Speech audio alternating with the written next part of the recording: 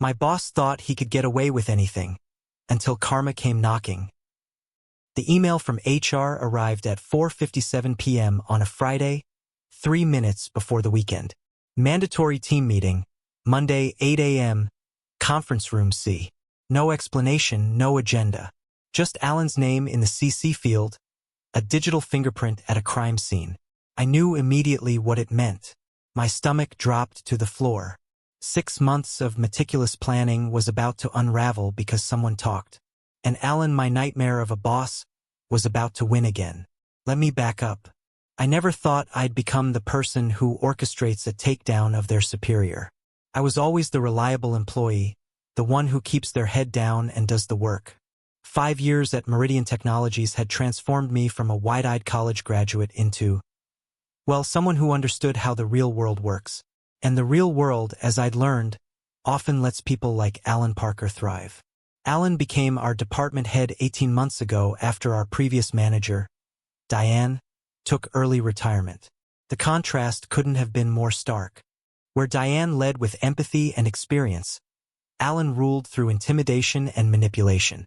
His resume was impressive: Stanford MBA, stints at 2 Fortune 500 companies, but his interpersonal skills were non-existent. Unless, of course, you counted his uncanny ability to charm the C-suite while stepping on everyone beneath him. My first one-on-one with him should have been a warning. "Look, Jamie," he said, leaning back in his ergonomic chair that probably cost more than my monthly rent. "I don't believe in coddling. This department's metrics are garbage. Diane let you all get comfortable, and that ends now." He pulled up a spreadsheet I'd never seen before. "Your productivity is in the bottom quartile. Fix it, or we'll find someone who will." I left his office in shock.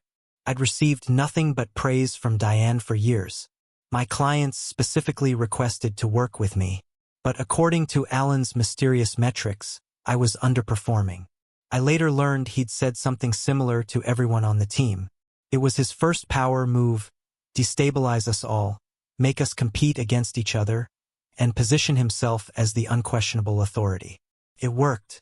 Within 2 months, our once collaborative team was fractured. People stopped sharing information.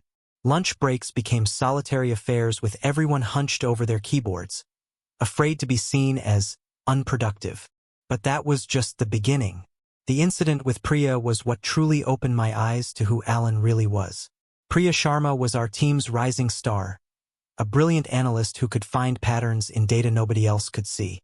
She was also 7 months pregnant with her first child when Alan decided to reorganize the department. "We're streamlining operations," he announced in a team meeting. "Some responsibilities will shift to align with our new strategic direction." Translation: he was dumping additional work on everyone while taking credit for optimizing workflows to impress the executives. Priya got the worst of it. He assigned her 3 new major accounts, all demanding clients with impossible deadlines. When she respectfully mentioned her upcoming maternity leave during the meeting, Alan smiled that shark-like smile of his. "I'm sure you can handle it, Priya, unless there's some reason you feel you can't perform your job duties." The threat was clear to everyone. Challenge this, and he'd build a case that her pregnancy was affecting her work performance. I watched Priya's face carefully maintain composure, but I saw the slight tremble in her hand as she took notes. Later that day, I found her in the break room, staring blankly at her herbal tea. "He's trying to push me out," she whispered. "He doesn't want to deal with my maternity leave. If I fail with these new accounts, he has cause to let me go." "That's illegal," I said, though we both knew how these things typically played out. "I need this job, Jamie. The benefits, the insurance." Her hand moved protectively over her belly. She worked 12-hour days after that. I'd see email timestamps from her at 2 a.m. 3 weeks later, she was hospitalized with pregnancy complications. The doctor ordered bed rest for the remainder of her pregnancy. Alan's response? He showed up at our morning huddle with Priya's client folders, dropping them on my desk. "Looks like you've got some bandwidth to take these on," he said casually. "Priya won't be meeting expectations for a while." The smirk on his face told me everything. He'd succeeded. Priya never came back after her maternity leave. Her resignation letter cited family priorities. But we all knew the truth. Alan had constructed a no-win situation, and she'd chosen her health and her baby over fighting a battle designed for her to lose. I found out later he received a bonus that quarter for managing department headcount. Then came the incident with Marcus. Marcus Chun was our technical lead, a quiet genius who'd been with the company for over a decade. His institutional knowledge was irreplaceable. He could troubleshoot problems in minutes that would take others days to solve. He was also the person who trained me when I first joined. Patient, kind, and genuinely invested in sharing his knowledge rather than hoarding it for job security. Alan hated him on sight. I think powerful men like Alan are threatened by quiet competence. Marcus never needed to boast or dominate conversations. People naturally respected him for his skills and character. In meetings, Alan would interrupt Marcus or dismiss his suggestions, only to circle back later and present the same ideas as his own. Classic move. But what happened with the Watson project crossed every line. The Watson account was our biggest client, worth millions in annual revenue. They were implementing a complex new system, and Marcus had spent months preparing for it, often working weekends to ensure everything would transition smoothly. 2 days before the big launch, Alan called Marcus into his office. I sat nearby and couldn't help overhearing the conversation through the thin walls. "I'll be taking point on the Watson launch," Alan announced. "That's not a good idea," Marcus replied calmly. "There are technical nuances to this implementation that require." "Are you questioning my decision?" Alan's voice sharpened. "I'm expressing a professional concern." Marcus maintained his composure. "This system has customizations that only I've worked with. The executive team will be watching this launch. It needs a strong leader, someone who can communicate at their level." The implication that Marcus, with his slight accent and unassuming demeanor, wasn't executive material hung in the air. "Alan, this isn't about who gets credit. If something goes wrong, nothing will go wrong because I'll be in charge." Alan cut him off. "You'll provide technical support as needed." The Watson launch was a disaster. Without Marcus leading the implementation, critical steps were missed.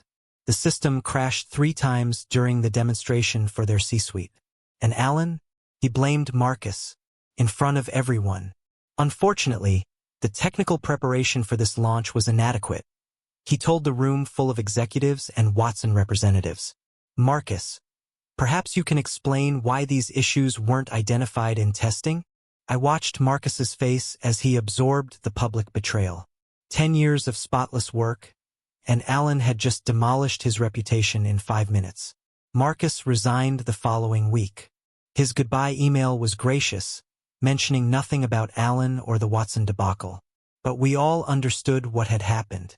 At the next department meeting, Alan announced he'd be bringing in fresh talent to elevate our technical capabilities.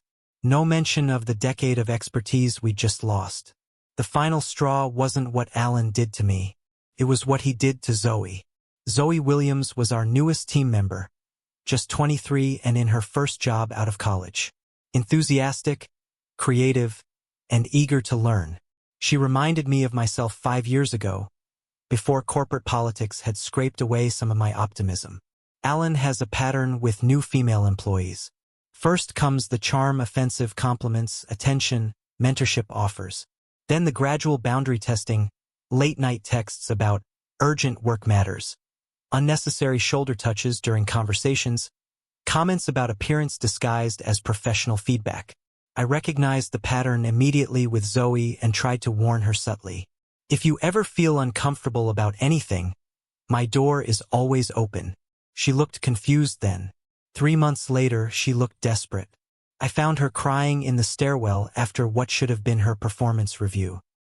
"He said I have potential," she whispered, wiping her eyes. "But I need to be more flexible about working arrangements. He wants me to join him for client dinners. Says it's part of the job." "Did he say anything else?" I asked, already knowing the answer. She nodded, more tears spilling. "That my future here depends on being a team player. That he decides who gets promoted and who doesn't." My blood boiled. This was textbook harassment, the kind HR training videos warn about. But I also knew how these situations typically played out when it was a young woman's word against a connected male executive. "Have you documented everything?" I asked. "Some of it. I have the texts. But the things he says when nobody else is around." She shook her head. "Start recording everything," I told her. "Notes, dates, times, exactly what was said. And don't be alone with him." She looked up at me, eyes red. "You know, don't you? This has happened before." I nodded slowly. "I've heard rumors." That was an understatement. I'd heard about 2 other young women who'd left abruptly after working closely with Alan. The company had handled it quietly each time. NDAs were presumably signed. Alan remained untouchable. 2 weeks later, Zoe gave her notice. She couldn't take it anymore. But before leaving, she slipped me a USB drive. "I documented everything, like you said. I'm not filing a complaint.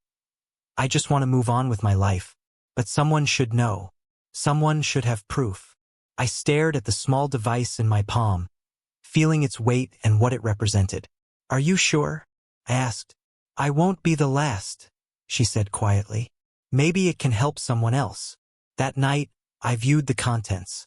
Text messages, a log of inappropriate comments, even a few audio recordings of meetings where Alan made suggestive remarks. It was damning, but only if someone was willing to use it. I made my decision then. Someone needed to stop Alan Parker. And apparently that someone needed to be me. Building a case against Alan wasn't simple. He'd survived for years by being careful, never leaving a paper trail, always ensuring plausible deniability, targeting those least likely to fight back. But his growing confidence had made him careless. And I'd been watching, waiting, documenting everything. I created an encrypted folder and methodically built my case. Screenshots of messages where he took credit for others' work. A documentation of his selective enforcement of policies, strict with those he disliked, lenient with favorites. Records of scheduling urgent meetings that deliberately excluded key team members, then making decisions in their absence. Or a spreadsheet tracking discriminatory patterns in his assignments and evaluations. Testimony from Priya about her treatment. Zoe's evidence regarding his harassment. Emails revealing his manipulation of performance metrics to justify his personnel decisions.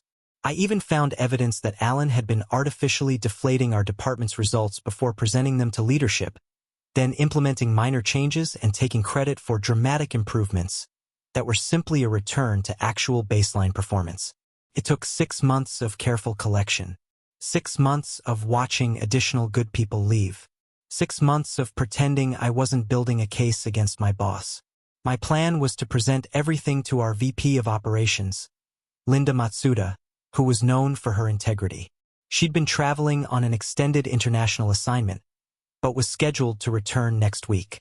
And then came that Friday afternoon email about Monday's meeting. I spent the weekend in a state of panic. Had Alan discovered what I was doing? Had someone tipped him off? The timing seemed too coincidental. Just days before I planned to take my evidence to Linda. I barely slept Sunday night. By Monday morning, I felt physically ill as I rode the elevator to the 14th floor. Conference room C was already half full when I arrived. My colleagues looked equally confused and anxious. Alan was notably absent. At precisely 8 a.m., the door opened, and in walked Linda Matsuda, followed by the head of HR and, my heart nearly stopped, the company's general counsel. This was worse than I imagined. Legal involvement meant serious action was coming. "Thank you all for coming," Linda began, her expression unreadable. "I know this meeting was called without explanation, and I apologize for any concern that caused." She paused, scanning our faces. "I've been conducting a review of all departments during my time abroad, analyzing reports and metrics remotely. Some concerning patterns emerged regarding this team's reporting structure and management." My pulse quickened. Was she talking about Alan? Or had Alan somehow twisted things to make the team look bad? Effective immediately, Alan Parker is no longer with the company. The room went completely silent, then erupted in whispers. I cannot and will not discuss the specific circumstances of his departure, Linda continued once the murmurs subsided. What I can say is that Meridian Technologies is committed to maintaining a workplace built on integrity, respect, and genuine collaboration. She went on to outline temporary reporting structures and plans to find a new department head, but my mind was spinning too fast to absorb the details. Alan was gone, just like that. After all the evidence I'd carefully collected, all the strategizing about how to present my case. Someone had beaten me to it? After the meeting, I approached Linda as she gathered her materials. "Do you have a moment?" I asked. She nodded, and we stepped into a nearby empty office. "I'm surprised about Alan," I began cautiously. "I imagine everyone is," she replied neutrally. "Can I ask? Was there a specific incident?" Linda studied me carefully. "Jamie, I'm curious. Why are you particularly interested in the circumstances?" I hesitated, then decided to be honest. "Because I've been documenting his behavior for months. I was planning to bring evidence to you this week." Something flickered in her eyes, confirmation, perhaps. She closed the door for privacy. "You weren't the only one," she said quietly. "We received multiple reports through various channels. Your colleague Marcus reached out to me directly after he left. And Priya filed a detailed complaint with HR before her departure." I felt a surge of admiration for them both. They'd taken stands I hadn't known about. "There were others too," Linda continued. "Some current employees, some former. Once we started investigating, the pattern became undeniable. So it wasn't just one person who brought him down," I mused. "No," she agreed. "It was the collective weight of everyone he'd wronged." Alan's behavior created a trail too significant to ignore, once all the pieces were connected. She paused, then added, "If you have documentation that might be relevant to our ongoing review, we would appreciate you sharing it confidentially with HR." I nodded, feeling an odd mix of relief and anticlimax. All my careful planning, the risk I'd taken, and in the end, I was just one voice in a chorus that had finally been heard. Later that day, I submitted my folder of evidence to HR, then walked back to my desk feeling strangely empty. The villain of my professional life had been vanquished, but not by my hand alone. As I was leaving that evening, my phone buzzed with a text from an unknown number. "Thank you for trying to help. Zoe told me I could trust you. Priya." Attached was a photo of her holding a beautiful baby girl. I texted back, "He's gone. For good." Her reply came instantly, "I know. We all did it together." That's when it hit me. What Alan never understood, what all toxic leaders fail to grasp, is that their power is ultimately fragile. It depends on isolation, on making each victim feel alone. But connections remain, invisible to those who underestimate them. Priya had reached out to Linda. Marcus had done the same. Zoe had trusted me with her evidence. And I'd been ready to put everything on the line. None of us had acted alone, yet each of us had been essential. The next morning, I found a small envelope on my desk. Inside was a handwritten note from Linda. "Sometimes justice takes a village. Thank you for being part of ours. The temporary department head position is yours if you want it, no pressure. But the team trusts you. LM." I looked around at my colleagues, people who had survived Alan's reign, who had protected each other as best they could, who deserved better leadership. I sent Linda a one-word text. "Yes. 3 months have passed since then. The department is healing slowly.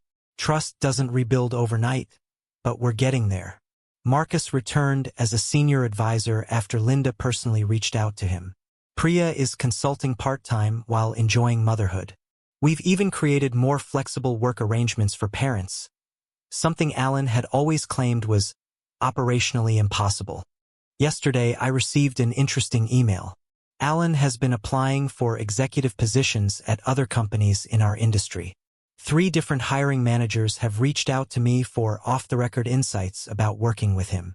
It seems his reputation has finally caught up with him. I thought long and hard about those conversations before they happened. About the legal implications, about the high road, about karma. In the end, I simply told the truth. The whole truth with dates, specifics, and patterns.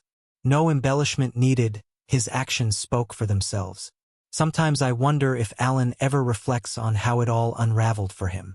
Does he recognize that his downfall wasn't bad luck or a conspiracy, but the natural consequence of how he treated people? I doubt it. Men like Alan rarely develop that kind of self-awareness. But that's not my concern anymore. My focus is on building the kind of department I always wished I worked in, where credit is shared, boundaries are respected, and no one has to document abuses in secret folders. The last piece of Alan's legacy disappeared today. The ridiculous productivity metrics he'd created, designed to keep everyone perpetually failing and insecure, have been replaced with collaborative goals that measure actual client outcomes. As I shut down my computer tonight, I think about the lesson in all of this. Power that depends on fear and intimidation seems absolute until it isn't. The most vulnerable person can become powerful when they connect with others who share their truth. And sometimes, justice doesn't arrive in a single, dramatic moment of vindication. Sometimes it builds slowly, contribution by contribution, voice by voice, until the weight of collective truth becomes impossible to ignore. Alan thought he could get away with anything. He was wrong, and none of us had to face him alone. The end. Don't forget to like, comment, and subscribe for more incredible content.